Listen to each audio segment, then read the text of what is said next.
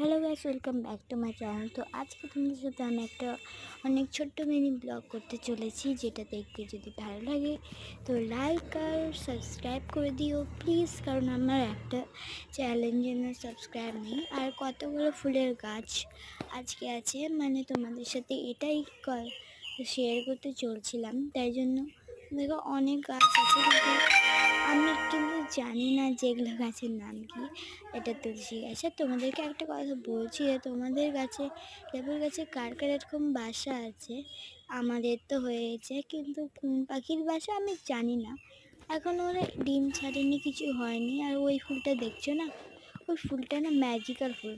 প্রথমে সাদা থাকে, তারপরে অনেকক্ষণ রাখার পর ওটা লাল হয়ে যায়, তারপরে আমি ওটা গোলাপি হয়ে যায়, তারপরে আমি ওটা করতে পারিনি। তো এখানে তোমার ভিডিওটা এন্ড করতে চলেছি, কারণ আমি